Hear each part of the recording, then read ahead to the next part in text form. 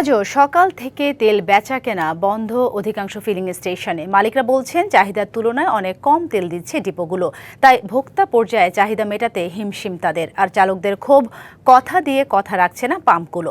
নির্ধারিত সময়ে এসেও মিলছে না তেল। আর রাইড শেয়ারিং চালকদের জন্য তেল গ্রহণের সীমা 5 লিটার করা হয়েছে।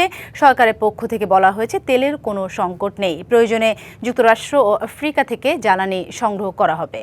তেল সংকট নিয়ে আরো জানাতে আমাদের সাথে বিমানবন্দর এলাকা থেকে সরাসরি যুক্ত হচ্ছেন সহকর্মী আরিফুল ইসলাম।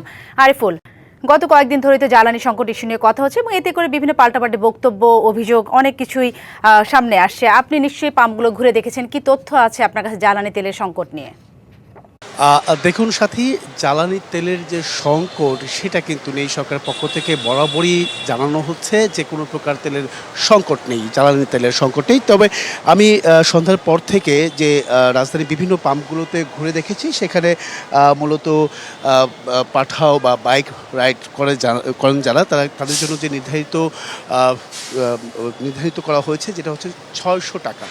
এমনকি 600 টাকা মানে মোটামুটি বলা যায় হচ্ছে 5 লিটার। কোনো কোনো পাম্পে আমি দেখেছি যে বন্ধ, আবার কোনো কোনো পাম্পে দেখা যাচ্ছে যে 300 টাকা সর্বোচ্চ দিতে পারছেন। কারণ এইখানে এই যে পার্থক্যটা, সেটা একমাত্র কারণ যেটা হচ্ছে যে অনেক পাম্পেই আছে তার যে চাহিদা 40,000 লিটার, সেই 40,000 লিটার থেকে কিন্তু তারা ডেপোতে পাচ্ছে, তাদেরকে দেওয়া হচ্ছে মাত্র 10,000 20,000 এরকম। এই কারণে কিন্তু এই যে নির্ধারিত যে 300 টাকা, সেই 300 টাকা দেওয়া হচ্ছে, বা 600 টাকা না দিয়ে 300 টাকা দিচ্ছেন।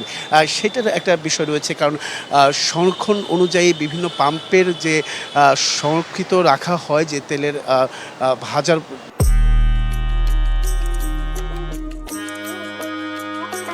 যে লিটার, সেটা হচ্ছে কিছু কিছু পাম্পে আমরা দেখেছি যে ধারণ ক্ষমতা আপনার 30 থেকে 40,000 লিটার, আবার কোনো কোনো পাম্পে দেখেছি আমরা 10 থেকে 12,000 লিটার। কিন্তু চাহিদা কিন্তু ব্যাপক, কারণ এখানে বলা যায় যে 5 জনের জায়গায় যদি আপনার 50 জন সেই 10,000 লিটারের জায়গায় যদি আসে 50 জনের গ্রাহক, সেক্ষেত্রে কিন্তু সংকটটা পড়বে এবং কি তেল শেষ হয়ে যাবে অল্প সময়ের মধ্যে।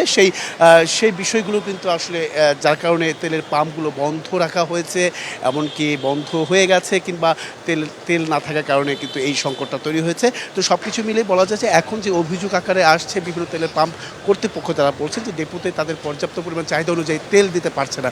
সেই সংকটটাই কিন্তু আসলে এখন বিরাজ করছে। এখন সেটা দেখার বিষয়, এবং কি সরকারকে অবশ্যই পদক্ষেপ নিতে হবে বা নজরদারিতে রাখতে হবে এই বিষয়গুলো, সেই বিষয়গুলো কিন্তু তারা জানিয়েছেন। এই ছিল এখান থেকে সাথী সবশেষ। সাথী, অসংখ্য ধন্যবাদ আরিফ আপনাকে।